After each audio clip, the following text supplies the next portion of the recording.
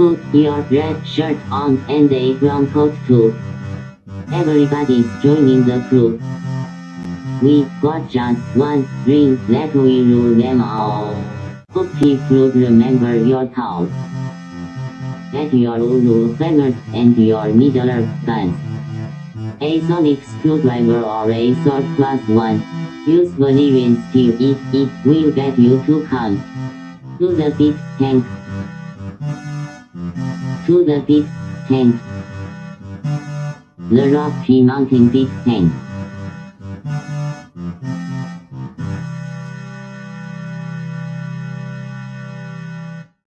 Hi, I'm Guy. Hi, I'm Troy. Hi, I'm Alex. And this is Geek Take. Your guy inside of a can-sized audio. Yep. You are in a can again, Guy. I'm in a can. So It let's did figure that. out why I'm in a can this time. It changed your mic on you. Because it loves to do that. It really does. It doesn't switch to my good microphone or anything. That's way better. Mm-hmm. Yeah, every so often it picks a random camera. And this time it put the camera way over there to be the microphone. Mm-hmm. I'm like, okay, but I've got this big mixing board, so why? Hi, Brent. Brent's audio is coming in fine. Yep. Brent sounds great. So I was mentioning to Alex before we started, I got to test drive a BMW EV. Oh, yeah? They were doing like a EV education program thing down at the golf course park near us. They had a BMW. They had a few other ones. They had a couple of Teslas. I could have test drove a Tesla, but I wasn't really feeling it. And it's kind of like, if I really love it, it's not like I can go buy it.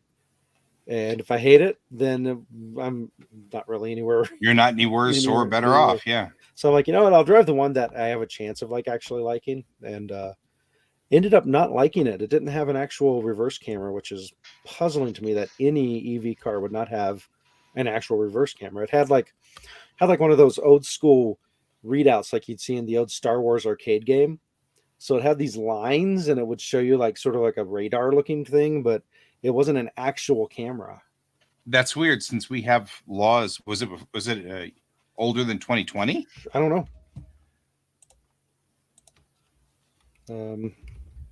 Yeah, but neither are gas cars, so there's that. And they'll be environmentally friendly once we get to that second generation batteries, because the second generation batteries are based off of salt water. Yeah, so I don't know. Not sure. It had a really interesting like safety fiberglass feature kind of thing. So it's like one of the more durable EV cars. So if you're going to crash one, that would be the one to crash. But I didn't like how the controls were like behind the steering wheel. It was like really awkward and weird. That is awkward. The thing that impressed me the most, and I believe this is how it is with all EV cars, is what the guy was telling me, is coming up off of the gas is effectively the same as stepping on the brake in a gas car. Yeah, that's what they call the e-pedal mode. So it would take a little driving, I think, for me to get used to that, because I'm so used to playing with the going back and forth between the gas pedal and the brake, covering the brake, getting preparing to stop in situations where I might need to stop but not actually stopping. No more heel toe for you. Yep. No, you don't. And like the Leaf, it switches. You can switch that on and switch that off. So that was actually I liked it. It just would take getting used to. That's the way golf carts have always been. Sort of. Haven't driven a golf cart before. I had rich great uncles, so I used to drive golf carts all the time out in the farms. For all the golfing? No, they used the golf carts to get out to the farms.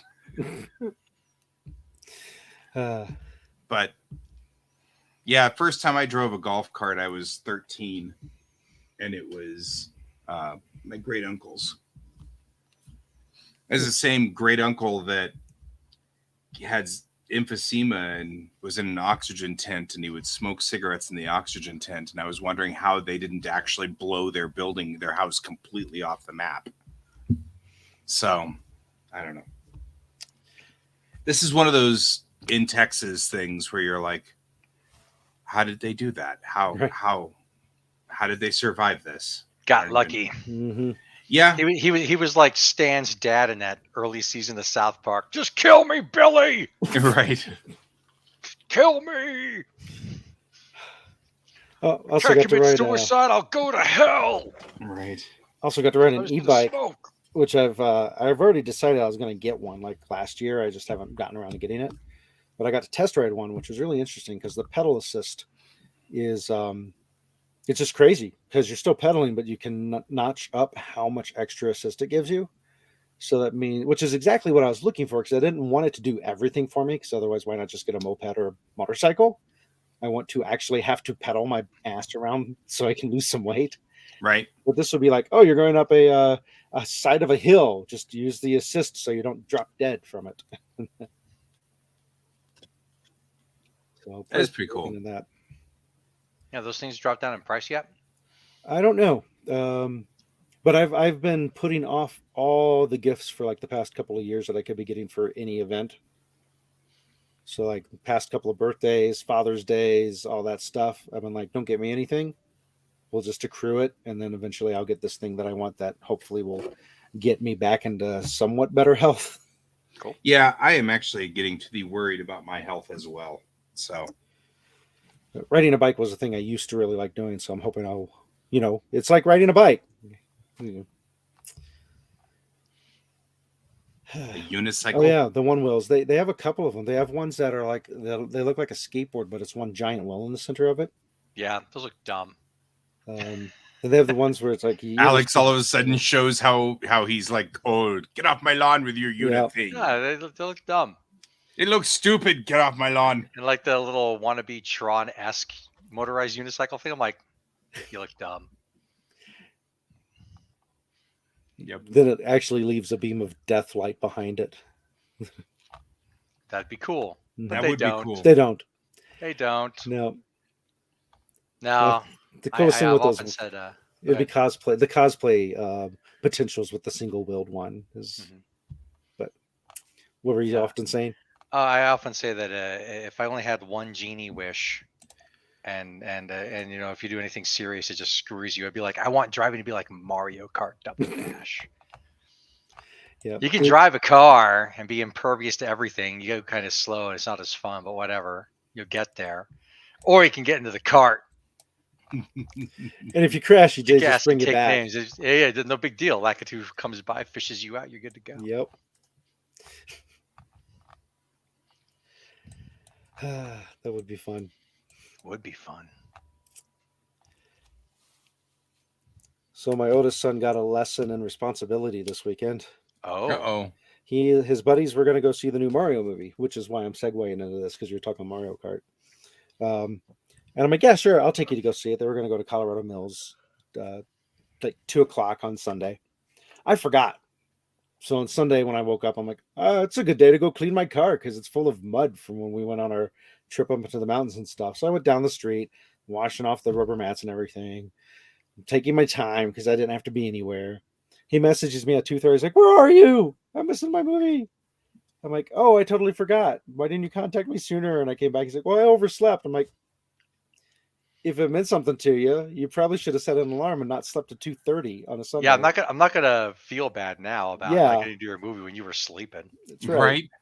You are past double digits, so you well into the double digits of age. You should be doing this yourself. There ain't no 45 minutes worth of trailers. So that's true. Yep, Wicked West Con this weekend is what Brent is mentioning, and Guy will be there. I will be there. I'll be tabling. Well, and I'm losing my headphones apparently. Which he doesn't mean he'll be being a waiter and serving people drinks. So yeah, I'll be tabling at Wicked West Con. I actually will have quite a bit of interesting merchandise there. I'll have another comic ready, and I'll have buttons now and postcards and stuff. So should be pretty cool. Sounds like it. Yeah. Cool. Looking forward to it.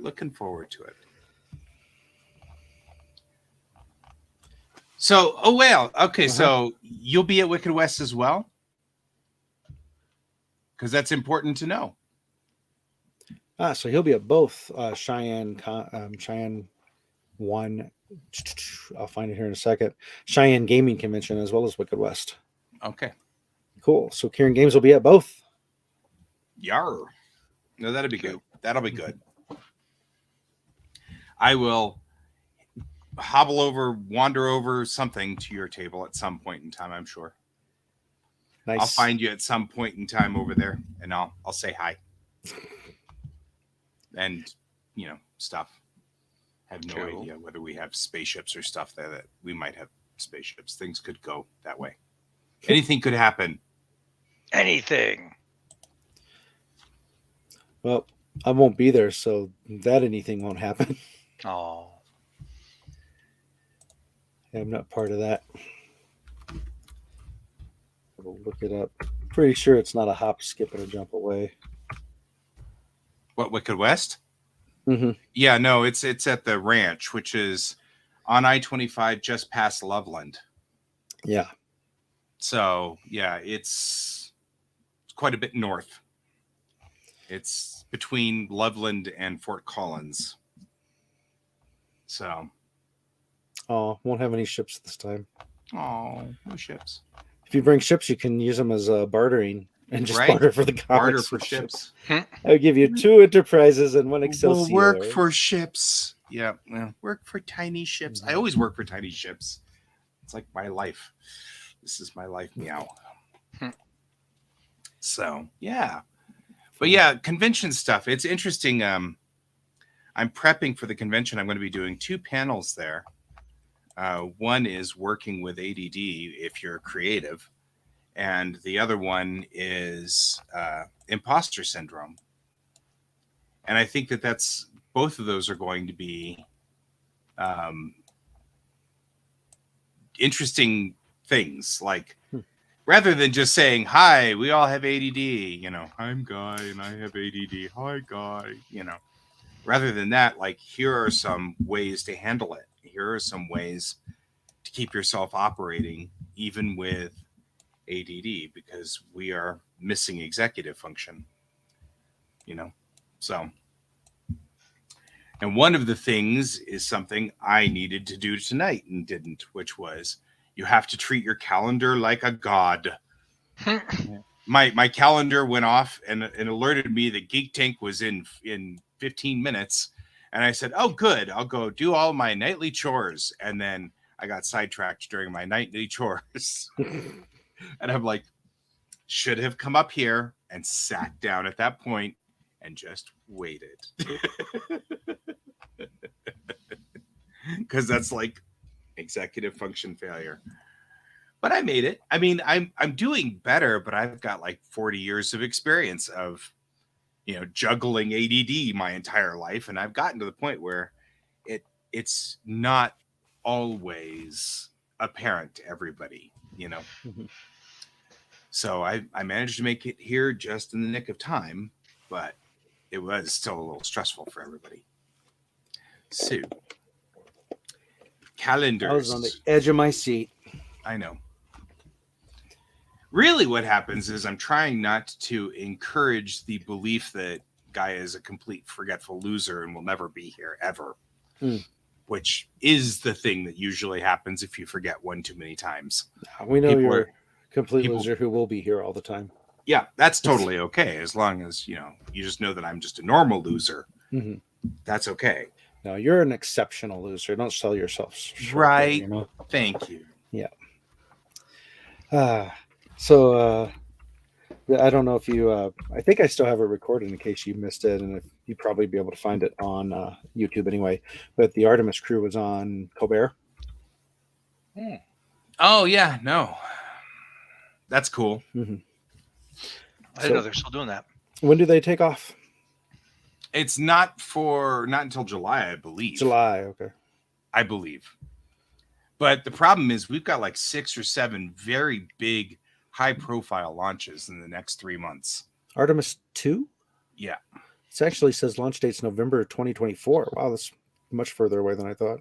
Okay, so it was July, but now it's slipped. Yeah. They're not in any hurry.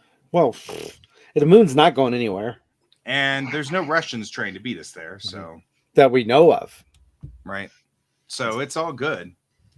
Yeah. Artemis 2 is out in November, I guess, then of 2024. But we've got Starship trying to go up next. And that's a big one. Who's Starship with? The spaceship Starship thing.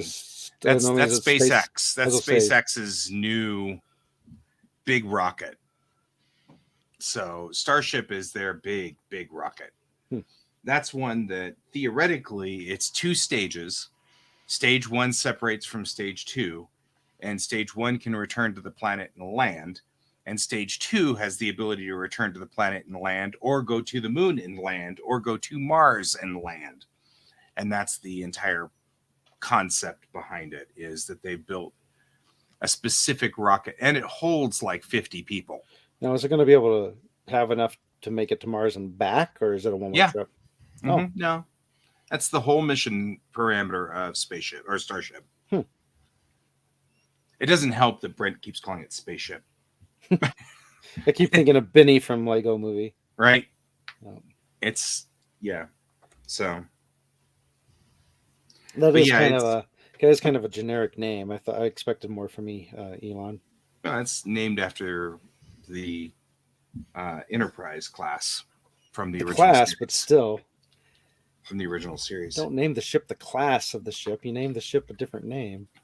Well, it has a name. The Serenity's not called the Firefly. Right. No, but the show is called Firefly. The show's called Firefly. But no, I mean, but the ship is actually named something completely different because, of course, there's nobody on board right now. Yeah. Yep. So this one, they're going to just crash, which is why there's no name for it. But you get billionaires who treat their ridiculous expensive spaceships like a train set. It's going to crash this one now. Yeah, except that, and this is actually an interesting example of something. The Russians during the Cold War followed what they called the fail faster theory. And the fail faster theory was you keep crashing things and then figuring out how they crashed until finally you're not crashing anymore. Then you put people on it. And that was the fail faster theory. The Americans went by the we will never crash anything theory, which takes a lot longer, saves a lot more money, but also means that, Starship is going to be able to land on the moon next year, while the NASA version of it is going to finally get to orbiting the moon.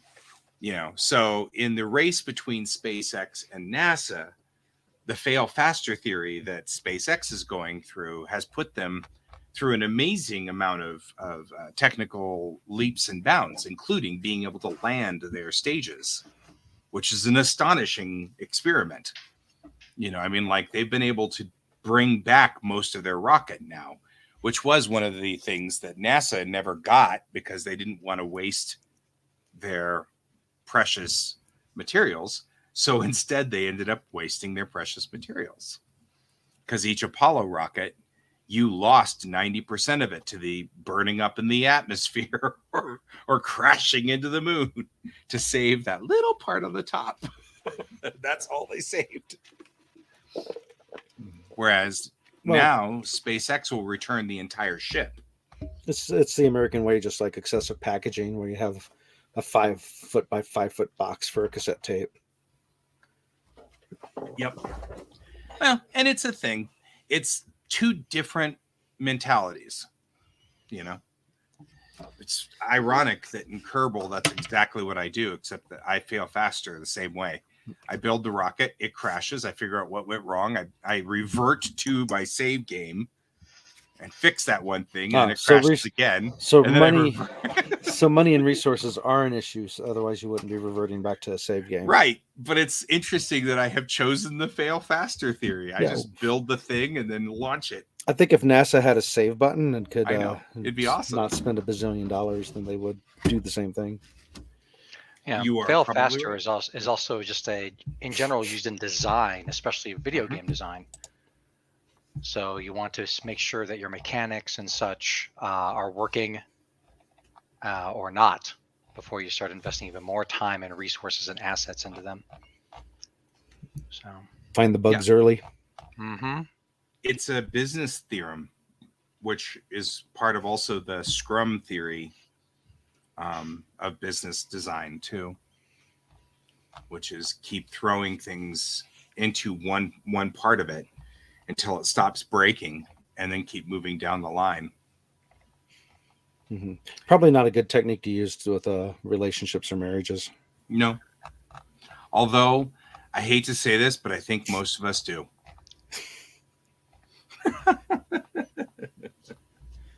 So, I mean, at least you won't waste time if it doesn't work. yeah, that's true. So take that. Yeah, take that. It's interesting that that we had Kieran Games on here because we could talk about our sponsors real quick while we're at this But nice you're little 8 minutes early. Well, then I'll sit here and go Snap. sponsor, That's sponsor, sponsor. Because you can't think of anything else to talk for sponsor. 8 minutes of.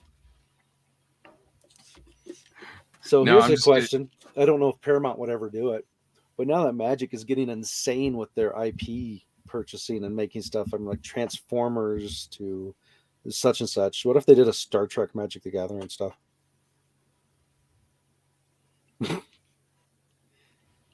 I don't know if I like that. I don't know. Maybe. I mean, I didn't like the Transformers. In my mind, it made no sense. At least in Star Trek, they're traveling to different planets, so technically they could arrive at a planet Right. They could have with visited. planeswalkers and such. I don't know.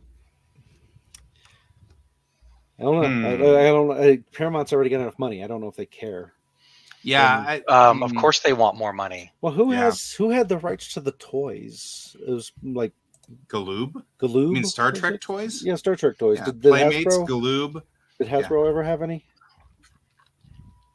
Galoob. I've heard that Because that's why. decades. Yeah, Hasbro Star Trek toys revealed. Star Trek the next. So this is from 2012 convention. So at some point they did have them. Yeah, confirmed. Oh yeah, they were doing the Kiro Lego Star Trek. Kiro, K-E. Oh right. That's K-R-E-O. right. So they have like crossed paths with them. So they have had the rights at some point. So it could happen because it's doing what it needs to do to get on their radar, which is Star Trek's getting bigger with all the different shows that they're coming out and on Paramount. So it's going to be on Hasbro's radar of going, oh look, there are people who are willing to spend money on this stuff, just like they did with because they already had the rights to Transformers, so that's why they did that. I don't know. I'm not saying I want it. I'm just speculating that it's a possibility. Just like G.I. Joe would be a possibility since that's a Hasbro product. I think I would feel better if they used like the mechanic and did something else with it. Oh, they never do that with Magic, though. Yeah, I mean, rather than trying to shoehorn Star Trek into the Phyrexia, world thing, like that would be weird. I feel like, you know what I mean? There's always the infamous Millennium Falcon versus the Enterprise problem.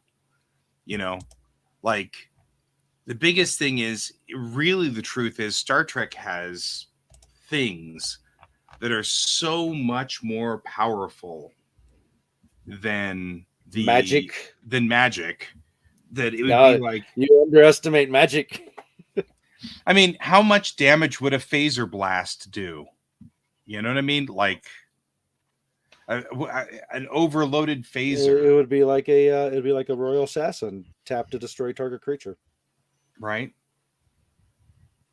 And then magic regenerates them because magic tops technology. I mean, that's the good thing is I could zap you with my phaser and then you would magically regenerate. Yeah, it'd be like my phaser kills everything. Yeah, but I'm a zombie, so I'm already dead. Right. See, with the with the Millennium Falcon, you get into that whole crazy. Well, you have science to compare against science. There's no magic there, so it's easy enough to extrapolate one winner from that. But once you throw magic in, as our one good friend would say, fucking magic. Yeah. Mm-hmm. Yeah, I mean, because it's like that's the biggest problem. Either magic is more powerful than anything Star Trek has, at which time it's useless to have Star Trek people in there, or phasers are more powerful than anything magic has, at which time it's useless to have magic things in there. Or they're balanced and they both were equally horrible against each other, and that works. I mean, yeah, I feel like I it's mean, the I've got to transformers thing. admit, I don't really think that the Transformers really fit either, but I think it's cool. And we've already sort of, the genie is out of the bottle of putting weird crap in magic now. Yep. So I'm like, well, I mean, Yeah, 'cause we've already had a ton of weird crap in magic that I'm like, I don't even know. Even know. I could see a phaser being an artifact equipment. Yeah, but every Starfleet officer would be issued one. So you'd either beam down, you beam down Picard without a phaser, which would be weird, And then what does Picard do? What's his magical ability? Yeah, Picard, tap to use Resican flute. It's like that's like, I don't know. Yeah, there's a certain point in game mechanics where you can't just say, well, Superman beats everybody, so you can't stick him in this game because you have him now in a game versus this character and he beats everyone. So you've got to strip away the stuff to make mechanics work on something. Oh yeah, right. But it does sort of. I mean, that's part of what you were talking about with Transformers. It feels like it kind of breaks the reality of it a little bit. You know what I mean? Like, sure. I mean, I have to now equip all of my guys on the field with phasers, which is weird because I would, most of the time they just go down there naked. And What were you going to say, Alex? I was going to say, I think you're getting a little bit too hung up on, honestly, a kind of un-Star Trek way of looking at it, where, I mean, you can sit there and go, okay, well, sure, everybody has phasers, and it's like a disintegrate beam, because there's a disintegrate spell already, but you also have things like, well, you can also do things where it's, where you're looking for the flavor of the non-combat things, because it's Star Trek. Right. That actually sort of occurred to me halfway through this, which is maybe none of the cards from Star Trek would do that. I mean, you could have Deanna Troi effectively scry one card from your deck, from an opponent's deck, That would be something that maybe a Beta Z could do, is, sort of see a little bit of what's going on your side, and only Worf would be the one that really would be the attacky on the groundy sword. And now with the treasure mechanic, you could have Ferengis making treasure tokens. Yes, Chris, the Magic, the Lord of the Rings set's coming out soon. I'm gonna probably have to get at least one of the bundles, if not two of them. Right. But that's the thing that will probably bring Terra back into Magic. But then she's also saying, but them making official Lord of the Rings cards kind of takes away the fun of going through what already exists and making things to represent stuff already in Lord of the Rings without it being official Lord of the Rings stuff. Right. Just like you made a Borg deck, Alex. Yes. With 0 Star Trek cards. With 0 Star Trek cards. Yep. Or I made a Dracula deck before there were official Dracula cards. But do I want those Dracula cards? Of course I do. Of course you do. I have some. Well, you know who you could buy Magic cards from now that we're at 9:30. Who? Who would that be? I have no earthly idea who that could possibly be. So, I've clicked the wrong thing too. So, you know who that could possibly be? Who? It could be Geek Tank is sponsored by Kieran Games, Geekway Homes, and your mom. And as we were saying before, in case you missed it, Kieran Games will be at Wicked West Con this coming weekend, as well as the Cheyenne Gaming Convention the weekend after that. Yep. Moving right along on that line of things. So Yep. Thanks, Mom. thanks, Mom. For all those magic cards. Mm-hmm. There were some serious magic cards, yeah. Oh, wait. I don't think my mom ever bought me any magic cards because she is still living that satanic panic for quite a while. The Antichrist. Well into the 2000s. Yeah. My in-laws bought me magic cards though, so that's where a lot of my German card text stuff came from. Mm-hmm. In any case, let's see. Trying to think of new stuff. I still haven't seen a lot of the movies that are out that I keep wanting to go see, like John Wick 4, Dungeons and Dragons. I'm supposed to go Alamo. see Dungeons and Dragons with my respective other. Mm-hmm. Me. Yeah. Yep. And I haven't figured out how to do that yet. Is It's it more is of the a timing problem? issue. Is It's the a problem timing issue. Kai, or are you taking Kai with you? No. He could just stay here. He's old enough now. He'd prefer it anyway. He doesn't know what he's missing. Right.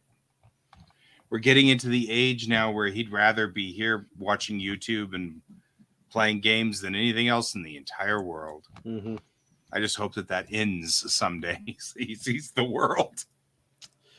Yeah, well, that's what's going to happen with 2 of my 3 for NDK. They've already said they're not interested. Yeah. I'm like, no, well, I'd rather you not be there bothering me than if you're not interested. Right. I mean, and we're trying to figure out, like I'm hoping that my kid will hang out with Alex a little this year at NDK just to see if that's a place where, he'd be interested in asking to help. Or is he a viable someday. Staff member, or is he just right? I mean, right now he just sits in our room the entire weekend. And I'm like, okay, but at 14, you don't get a free pass anymore. So either you're helping, so you might want to poke around and see if there are places where you can petition to help, which is not to say that Alex is obligated in any way to bring him onto the team. But Alex doesn't know, and he doesn't know if he doesn't go there, Neither one of them know. So nobody knows. So I'm like, you got to go there and at least see what it's like. I think once you're 13, you're legally allowed to work, but only certain hours and only a certain Yeah, but amount the of time. cons theory is 14. Cons rules are 14. So we can, and I think Colorado is 14 too. But it might be 13. I mean, it was 14 when I was 14, which was a number of years ago. Nope. Don't tell Child Protective Services or child labor laws then. Well, I could only work. I remember that at the time I could only work like 15 hours a week or something like that. So there was like a specific amount that I could only work, and I couldn't work overtime and stuff like that. I think the age restriction's lifted if you're wearing a Pikachu costume. Also true. So, my first job was at the Jefferson County Planetarium. Dressed as Pikachu? Dressed as Pikachu. A good 20 years before Pikachu existed? Right, which means that I could have made a lot of money if I wasn't such a space cadet. Mm-hmm. Because, there I was. I banked my Pikachu costume and some years before it was ever invented. So, anyway. Actually, it was only 10 years before Pikachu. Pikachu's been around for a long-ass time. That's how they are. Yep. So, always an interesting thing. So, okay. So, we've got cons coming up. Mm-hmm. We don't have a whole lot of information on the new stuff that's out there other than I've been watching Picard Season 3, which is really, really good. The thing is, I'm noticing something interesting about Picard Season 3. And that is, I didn't mind Seasons 1 and 2 of Picard. They weren't awesome, but they weren't bad. You know what I mean? Like, many people really hated them. And I didn't hate them. They were cool. I liked them. They were okay. but they were definitely, I would give them on, a grade scale, a C plus at best. You know what I mean? Like, totally watchable, absolutely acceptable, and really not terribly memorable. And Picard season 3 is very much A, if not edging to A plus. And the rest of the fans are responding likewise, that it's also very, very, very A. And now I'm actually finding myself, as we approach the last 2 episodes of the season, I'm feeling a little bit of trepidation, because I'm worried that they won't stick the landing. You know what I mean? And they've already said it's the last season, so. Right. But the quality of season 3 is so high and it's so good that it's one of those things. There will always be in Star Trek, there will always be the problems of, well, how is it that this person was fighting these bad guys with blades because this person was a human and those guys were, super elephants, and we all know that elephants can't be killed with blades, or you know what I mean? Like, there's something like that. There's always something weird like that in Star Trek that always happens. The thing about season 3 is all of those weird little things have been minor and haven't been big deals. The rest of the shows have been really well done, really solidly hitting. The emotional beats are on time. Everything is good. And so I'm really worried that the big reveal for what's going on will be dumb. And that will be a big point, like a big exclamation point at the very end of this, was that, the bad guys were really clowns, in a clown car. And everybody be like, what? Well, not having watched any of the recent ones, I felt like they were setting it up to really go to the Borg. But you said that's not what's happening, so I don't think that's happening. I mean, it could be. Actually, let me rephrase this. At this point in time, if it turns out to be the Borg, that would be the clowns in the clown car. Because they've been denying it up till now? No, they just have been going a very different direction up until now. And I feel like if it turned out to be the Borg at this point, we'd be like, what? Your big bad was the Borg?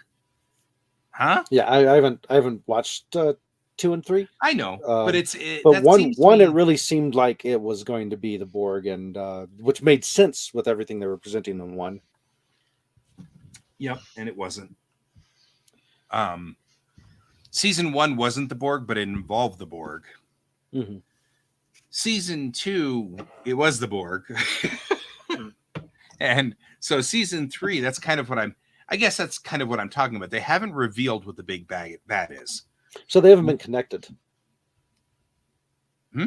They're not connected? The big bad's not the same 1, 2, and 3? Mm-mm. Okay. No. The way they set up Picard was that each season was going to be 1 10-hour-long episode. Mm-hmm. That's the way they'd sort of set them up. Okay. You remember when we interviewed Nana? Yes. And she was talking about how she believes that the reason that Deep Space Nine became so popular later on was because of streaming. Mm-hmm. Yeah, because you could watch it all in one sitting. You could watch all of the Dominion War, right? She's not the only one who feels that way. A lot of the suits also felt that way. And Alex Kurtzman, who came along to do the new shows, he really felt that too. So Discovery was designed to be 1 season, 1 episode. That was the plan. That was the plan from the beginning. And so we have 5 episodes of Discovery, so to speak. They're just 10-hour-long episodes. And 3 episodes of Picard. What they discovered was that it turns it too much into a soap opera. And people have a real problem with that. and they start to gripe about it, and they start to complain. Now, more than usual, I have to quantify. Trekkies are a complaining lot. Mm-hmm. So there's a lot going on there. But yeah, that's what I'm seeing. And this is just the experience of an old Trekkie. What I'm seeing is there is a certain amount of the same crap that I was doing back in 1987 when TNG came out, which is, what? This isn't as cool as TOS. And there is a certain amount of that. You know, this ship looks like a duck, you know, because I did. I thought the Enterprise D looked like a duck. I was like, that is the stupidest looking ship. It grew on me after 7 seasons, but it took the first 3 seasons before I was willing to accept that ship at all. You know, and then, you know, there's a kid on the bridge. This is dumb. You know, everything was dumb, you know.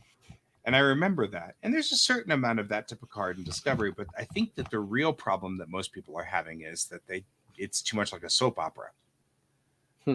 And so with Strange New Worlds and Lower Decks, they've managed to make parts of the story continue from episode to episode, but the episodes themselves are contained. So you don't need to watch 1, 2, 3, 4, and 5. You could just watch episode 5 and that's fine. And glean enough of the pieces that are being carried from episode to episode. Why would they choose to do that if it's on streaming? Well, that's the problem. When it's on streaming and it's all one unit, people were getting lost. It was taking too long for them to do short attention reveals. spans. Yeah. They were getting to their reveals too late. And so people were quitting in episode 3 because the story wasn't developing. Right? And so they wouldn't get to the next one. It didn't help. Discovery had a lot of problems that went on that were not related to this. You know, the other problem is, frankly, because Star Trek is such a big franchise and it is such a massive money cow for Paramount, there really was, there always is a bunch of suits that are constantly tweaking the show that have no interest in Star Trek. They're only interested in getting as many fans in here as possible. And so they don't care about Trekkies. They care about number of fans because this is a cash cow and they want to bring in the cash. And so all Star Treks, if you look at from TNG on, suffer for the first or second season because there's a whole bunch of people who have no idea what they're doing, telling the shows that they have to do this, and they're pulling the show back and forth until third season or so when things start to settle in and the suits relax. And Discovery was no different. Discovery was no different at all. First season, they fired the entire writer's room twice. And the new writers came in with the suit saying, do it right or we'll fire you too. And so you can see it during the first season of Discovery. The story goes this way, then takes a hard left turn and goes back to the right over here and then comes back to here. And the biggest piece of mess up that they did to canon, Star Trek canon, got left out there. They had the perfect opportunity to seal the biggest problem in Discovery, and they never did because they fired that writer. So it's part of the problem is, you know, like that spore drive. That spore drive, I mean, if you gave that spore drive, you could just take that spore drive, jump out to Voyager, get Voyager, put a spore drive on the Voyager, and jump back, and the entire 7 seasons of Voyager would never have to happen. Mm-hmm. And I mean, if it was me and I were Captain Janeway, the moment that they explained to me that there once was a spore drive, I'd go on a shooting spree. I mean, like after that much torture and having to put me through that much pain. Now, wouldn't they still have to locate them? Yeah, but they found the Pathfinder program found them. Okay. See, I haven't watched it. Yeah. So it's still, I mean, they found them. They knew where they were. So, I mean, at like season 3, so it would have been 3 seasons long. Mm-hmm. But still. Well, that's It's one of the still problems one of those things. when you do prequels, you set yourself up for that kind of thing. Well, but they had the perfect setup. And they were talking about that the spore drive was chewing through this alternate dimension of life forms. And these life forms were sending people over to talk to Tilly and say, Tilly, stop. You can't use the spore drive. It destroys our homeworld. And then 2 episodes later, they just stopped that entire line and dropped it. Yep. And I'm like, that would have been person. perfect. That would have put the Federation would have been locked in a moral quandary. Mm-hmm. Janeway would never have, yeah, you're right. That would, there's no point in saving 150 people for me to kill billions in an alternate universe. Sure, I understand that. But no, they just dropped that like a hot potato. And so now it's no, we just don't tell anybody about the spore drive. It's top secret, you see. And that's how Janeway never found out. All right. So that was your lesson on Star Trek for this again. evening. Well, if you guys have something better to talk about. So you keep on saying that it's too much like a soap opera. Yeah. What do you mean by that?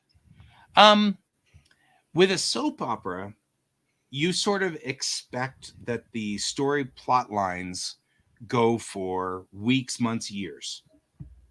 So with a soap opera, you expect a slower burn. The setup of a soap opera could set up that, Alex is running the business really badly, and Guy doesn't like the way Alex is running the business. And 6 years later, Alex and Guy may have a confrontation about this. But during the entire 6 years, you and I are just playing this like chess match against each other. And that's understandable. That's the way soap operas are set up, with these really long story threads.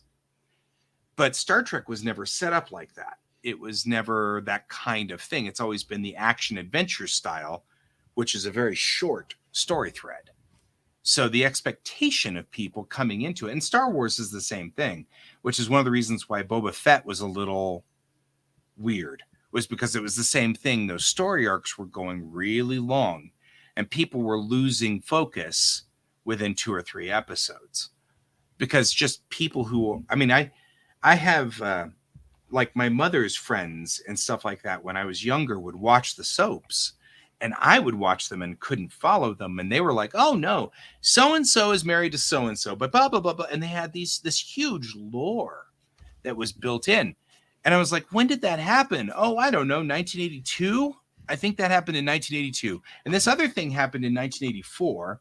And I was like, so they're already used to these very long threads.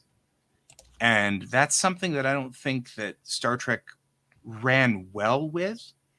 And I think that DS9 just tripped over it by accident.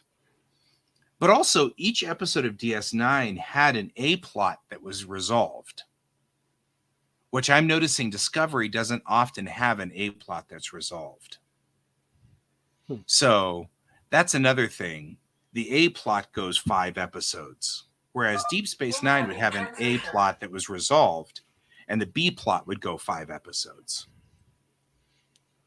Yeah, I think you have to have that balance like Deep Space Nine had in order to keep the attention of the people who can't wait long enough to hear the big story. And it's like serving a 9-course meal all in the last meal that you have to wait until dessert to get. Right. As opposed to just bringing out a little bit at a time and then leading up to the really awesome dessert at the end. Right. So I think that was part of what kind of...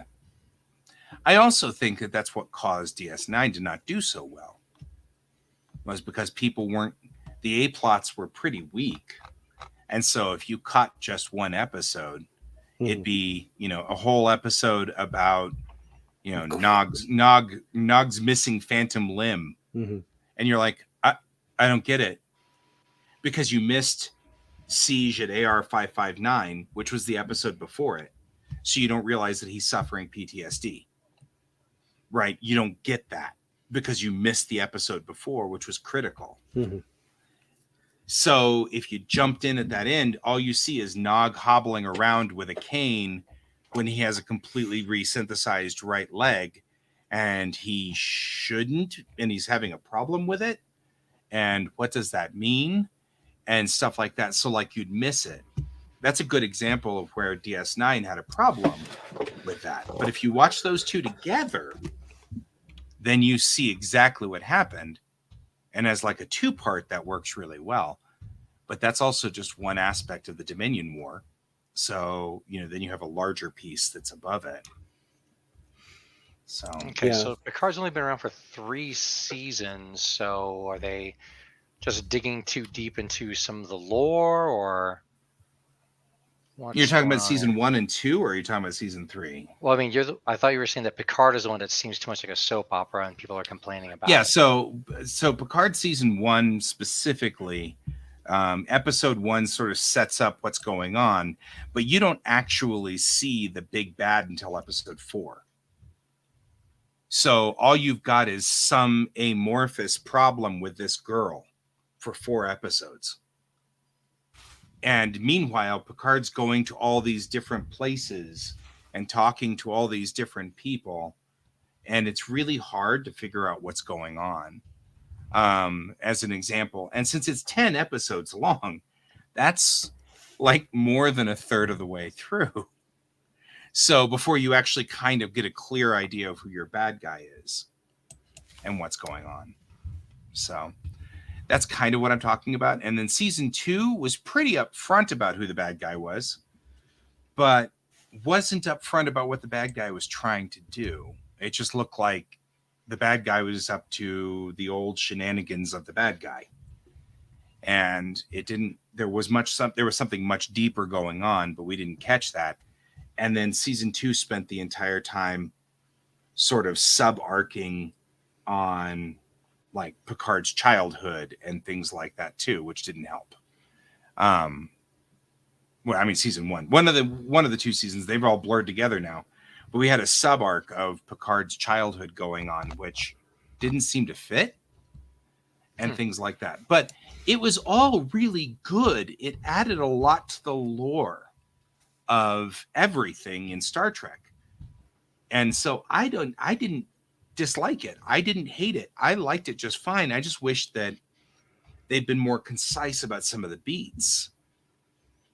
And that made it feel slow. And I think a lot of people bowed out because it was just too slow. Watching Discovery with Troy and Kevin back in the day, I could tell that it was going too slow for them. Like they weren't catching. I was getting in on all the references and the way that it was connected to other things, but I could see that Troy and Kevin were getting lost. No, my only problem was I thought the whole Klingon thing was kind of the without giving too much away, the whole Klingon not Klingon thing was not done very well. But Right. But overall, I enjoyed it. It got better. It wasn't bad. And season 2 was much, much better because they brought in Pike, which is one of the reasons why they spun off Strange New Worlds. Mm-hmm. So, but that's a different thing. Season 2 was another long arc that seemed to be going a place and got confused and got lost in there from time to time. Season 3 was much more coherent, and season 4 was very solid. And I assume season 5 will be pretty cool too.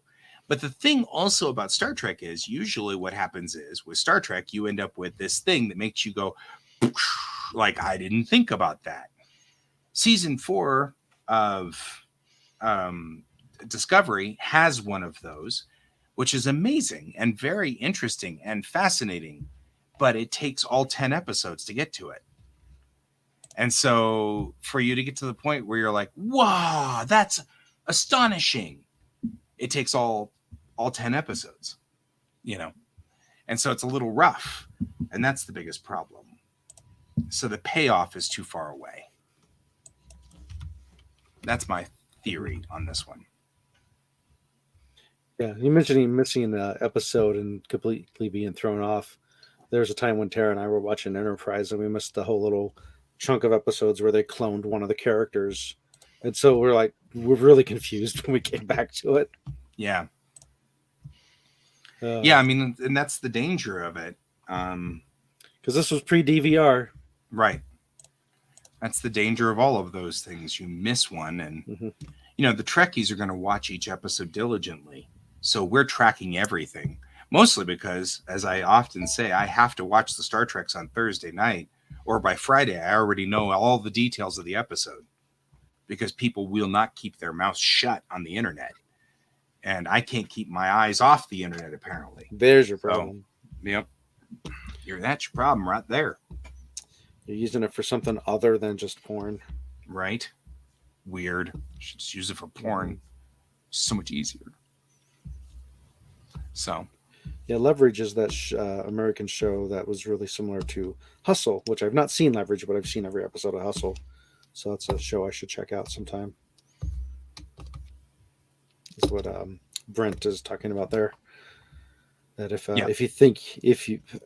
you do a mini episode or an hour-long one that finishes in the episode, but you have a season arc, that's what I was trying to design our fan Star Trek thing to be like, where it has a whole huge arc, but each episode had its own little thing that happened too.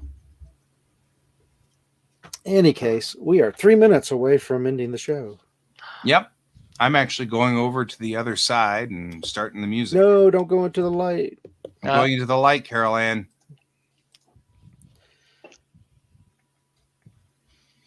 There you go. I've started the music. You can't hear it, though, in theory. Good. We could last time. Yep. That was weird. It's because I had this volume up. But I figured out how to turn it off now. So I'll just bebop over here to my own music.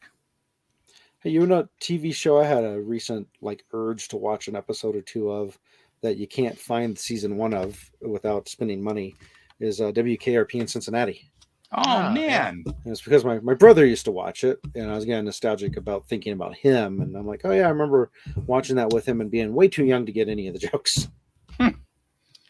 Yep. Scott is my witness. I swear turkeys can fly.